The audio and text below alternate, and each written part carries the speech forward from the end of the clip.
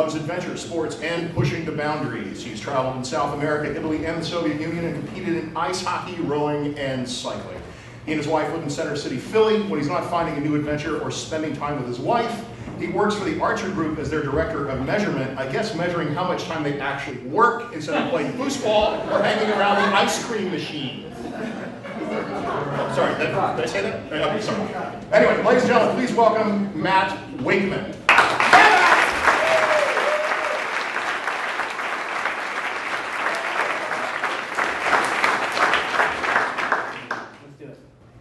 So that's me. Actually, that's me on fire. Last year, I learned to spin fire in Costa Rica. I mountain biked down the death road in Bolivia, and I fought with my wife in 9 different South American countries. It was awesome. So here's the thing. We're both type A's, that's why we fight, but we're also both oldest children, so it makes us really responsible. We were always the ones growing up who sort of took care of everything and solved all the issues.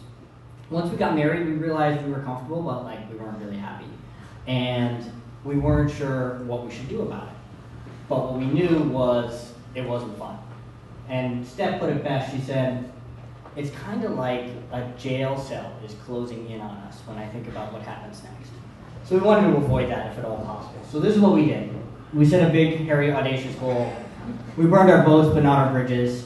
And we learned to bounce with whatever happens. And this is what I'm going to tell you about for our year in South America. Big, hairy, audacious goal. Seems pretty self-explanatory. It's something that's huge and that you might not be able to make happen. We knew we had ours when we realized that this was this thing that would haunt us for the rest of our lives if we didn't do it.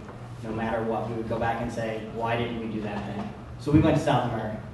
It was great. We figured we'd be able to get off the grid, we'd be able to do center, we'd be able to learn Spanish, it'd be awesome. But I figured it was going to turn out even better because when we came back to the States, we would have new jobs, we'd be in different careers, we'd be in a different city, it would all work out perfectly. We didn't have to do anything, we just had to go away, come back, and it would work out. It'd be great. So that brings us to the second point, burning the boats. So the Greeks did this when they would invade the city-states. Basically, their captains would go, burn all the boats, and that made sure everybody was really committed to winning. Because if you don't have a way to go away, you have to stay there. So we did the easy stuff first, which was selling all of our worldly possessions, buying backpacks. And yes, I did sell my car through Facebook.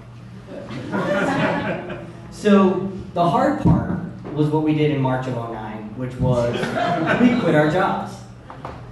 If you were there in March of '09, it wasn't really the best time to say, we're gonna go and leave for a year and travel. But we did it, and we made it through. But there were other things that we were afraid of too when we were doing this. What if we got injured? What if all of our savings ran out and we couldn't get jobs? What if something happened to somebody in our families? What would we do then? We don't know. Worse yet, what if we loved it?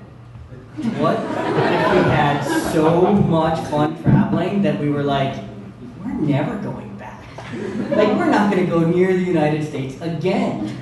We love it too much. Well, we ended up doing it. In June of '09, we hopped on a plane from Newark International, went down to Costa Rica, and started backpacking. And the thing about backpacking is you don't have a routine, and you really can't plan what's going to happen from one day to the next, because honestly, everything changes. So what we learned was to bounce with whatever happened. So this is us hiking in the Andes around a place called the Inca Barracks in Ecuador. We got to hike throughout the Andes in northern South America and southern South America. We were on Lake Titicaca. We survived a tropical storm in Easter Island. We swam with sea lions in the Galapagos.